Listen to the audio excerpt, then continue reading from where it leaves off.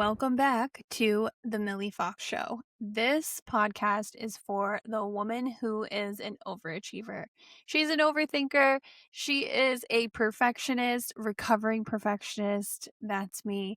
And if you are here, it's probably because you have a life that you built and maybe you don't feel super present inside of it. Maybe it feels flat, or maybe it just straight up doesn't feel like yours and you want to live a juicy and delicious life. So, on this podcast, we are talking about all things juicy and delicious life. Okay. And that may involve spirituality, that may involve a little bit of neuroscience, that may involve manifestation. Maybe it's a little bit of something sexy. I don't know. You'll have to stick around and find out. But on today's episode, we're going to be talking about one of my absolute favorite topics. Okay. This is a pillar. It cannot be overlooked. I cannot stress the importance of it enough.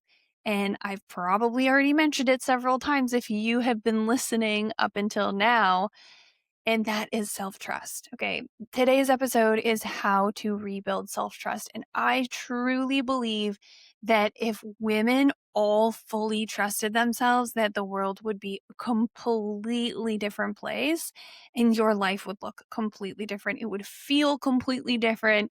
And that's what we're all really here for, okay, is to build more self-trust so that we can move from our hearts and create from our hearts and make the biggest impact that we can while feeling true to ourselves. Okay, so let's dive into this. So, self trust is not just a nice idea, it is something that is either built or broken. Right? We can break trust with ourselves. And there's an expression that I like that trust is built in drops and lost in buckets. So we can do things in an instant to really lose a lot of trust in ourselves. But the good thing is that we can rebuild it up drop by drop by drop by drop. Every moment of the day, we have a new opportunity to build deeper self trust. And the thing about self trust is that it really is something that is going to contribute to so much more than you think. People talk about self-confidence, people talk about self-esteem, but self-trust really is the thing that underlies all of those other pieces, because if you do not trust somebody, you can't be confident in them. If you don't trust somebody, you probably also don't really like them, right? And that's what self-confidence and self-esteem are having faith in someone's capacity, and also how much do you like them. So let's get into this. Self-trust is built through evidence, okay? And we all know that, well, hopefully we know. I mean, I know, and I'm going to say it over and over and over again, that we do not manifest from what we do, we manifest from who we are being. And our relationship with ourselves reflects back to us in every other aspect of our life. So the easiest way to see it is in your relationships with other people. So if you are having difficult relationships with other people, the first place to look is really your relationship with yourself. So what do we need to do here? We need to look at the repeated actions we are taking, because generally the actions that we take are based on who we believe ourselves to be, right? And it's an interesting kind of like conundrum, because I just said we don't manifest from what we do, we manifest from who we're being.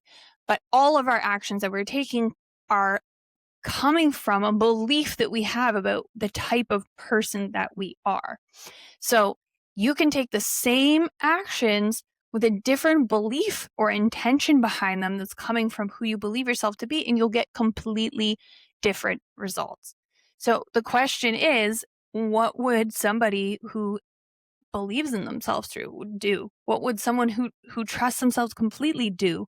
What would the version of me, rather, that trusts myself completely do in this moment? And, you know, there are a variety of reasons why we don't trust ourselves, okay?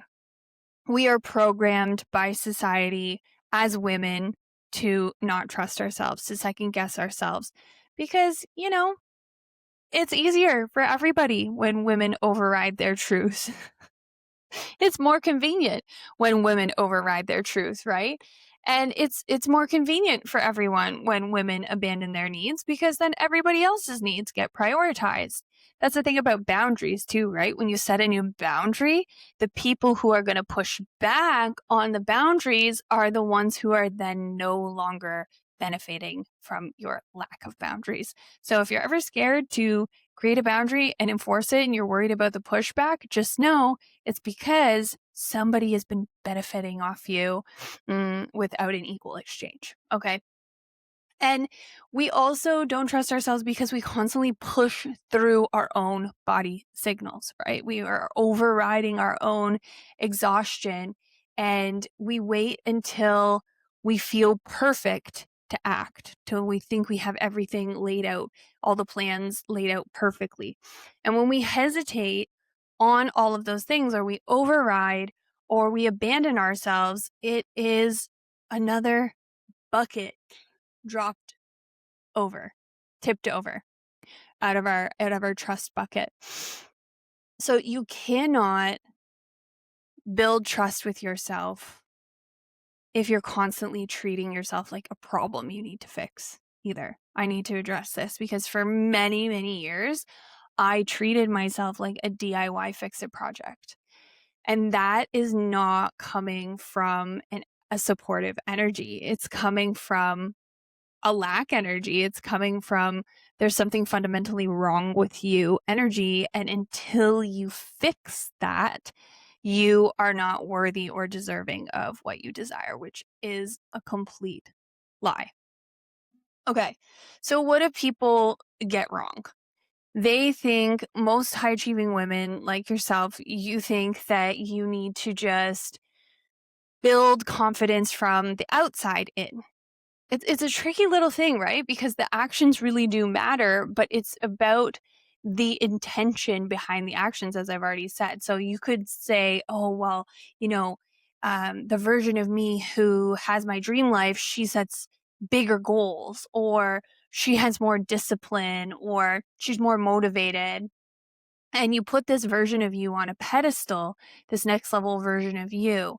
And then you put really unreasonable standards upon yourself, and you can't meet those expectations. And then you just end up in a shame spiral, and you end up 3 steps back energetically than you were when you started. So let's not do that. Okay. Because we don't build confidence from pressure. It just doesn't happen.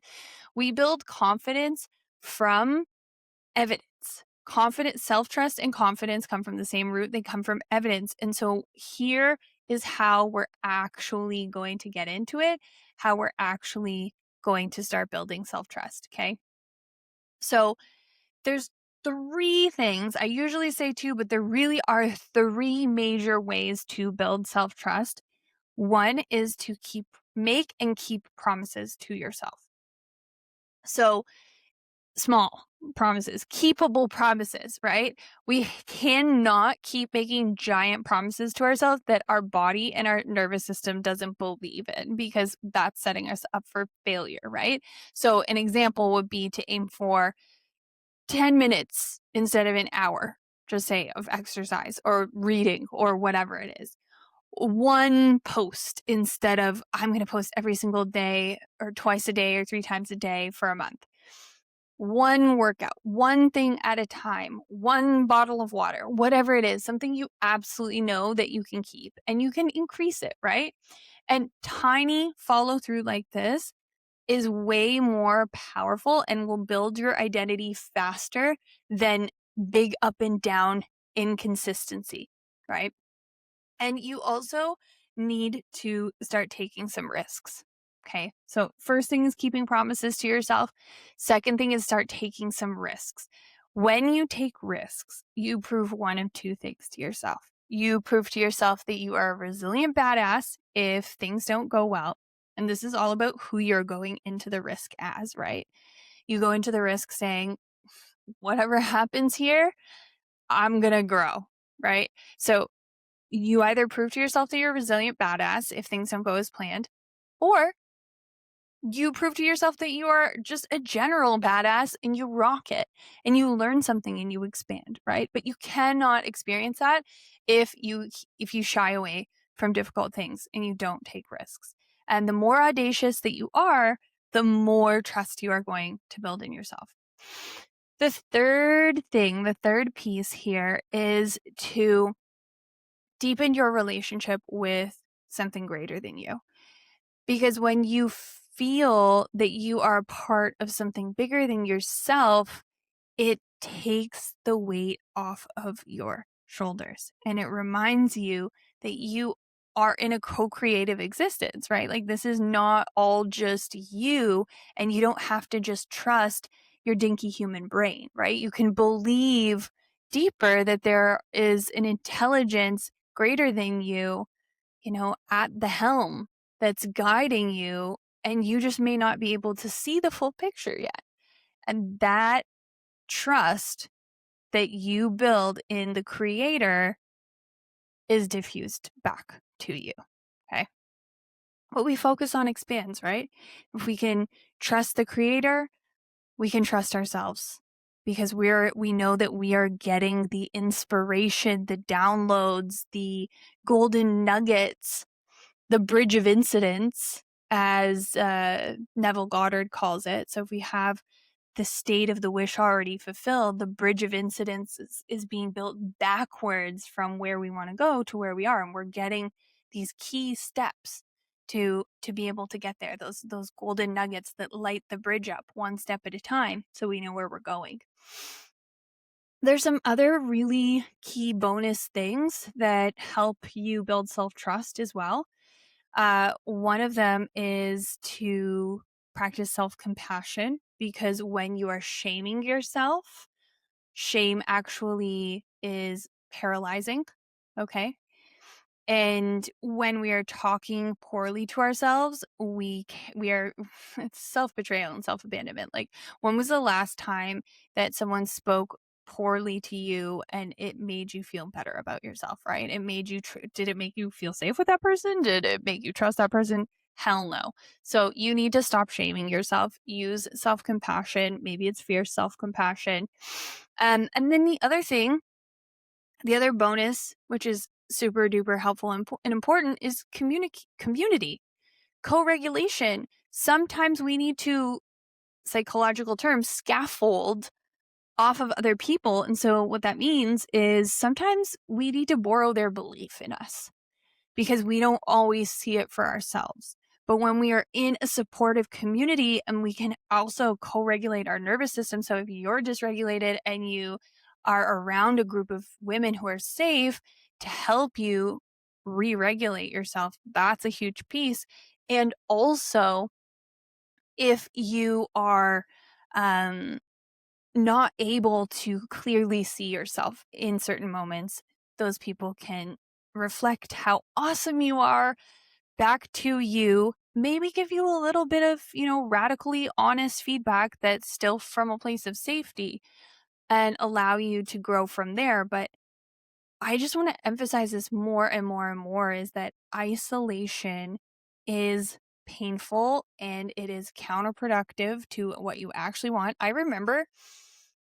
my gosh, I remember when I started my psychology degree, and I thought that it was weak if I needed a therapist, because I wanted to be a therapist, and I thought, if I want to be a therapist, I can't need therapy. I think at that point I didn't realize how much therapy you actually have to go through in order to become a therapist. I don't think I knew that was a requirement, but that was my mindset going in. It is so wild and so untrue. We need other people. We are hardwired for belonging, and this will be something that I talk about more in the future too, but we can't We can't feel that belonging if we're trying to be perfect, because we'll never feel like people can truly see the real us, and we won't ever feel like we truly belong if we don't think that people are seeing the true us, right? So that's a big deal. That's a risk, right? Showing your authentic self is a risk. And so therefore, in showing up authentically, you are building self-trust, because you're proving to yourself that, hey, I am awesome.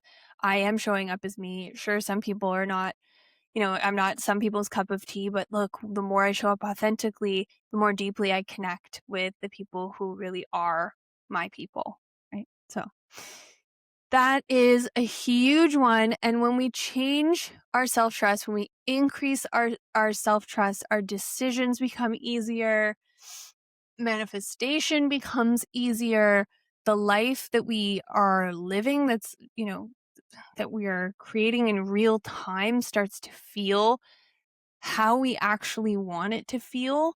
Our relationships start to change. Maybe some of them drop off. But really, your life just starts feeling less heavy, starts feeling lighter.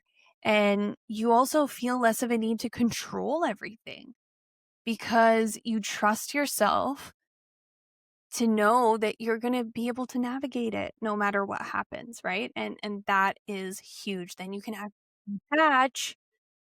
You can actually detach and take a deep breath and allow the universe to deliver the riches and abundance that are meant for you. So, if this episode hit for you, then do something about it. Subscribe if you're not already subscribed. Share the episode to your Instagram stories. Tag me in it, or quote something that landed deeply with you. And what I really want you to do is not just consume. I want you to go out in the world and create too. And you can do that just by picking an action. You are creating with every single action that you take. So pick one promise that you're going to keep to yourself today, this week. And if you want to work on this on a deeper level, self-trust is one of my absolute specialties. I work with high achieving women to help them rebuild self-trust. They can build lives that feel as good as they look and show up in the world as the woman that they actually want to be. So you can DM me on Instagram if you're interested in working together deeper. And I will see you in the next episode. I'm going to be lining up some really awesome guests to come on the show. Not too many. This podcast is going to remain short and sweet with highly impactful episodes. But once in a while, I want to bring on some incredible insights. Maybe I'll have a man on this podcast. I don't know. But mostly incredible women. We've got the topic of pleasure that I would love to dive into from multiple angles, relationships from multiple angles, like just all the things that matter to you. We are going to be talking about on a deeper level. So that's it for now. Make sure that you are tuning in again next Friday. The episodes are going to be dropping weekly from here on out. Love you so much, and stay blessed.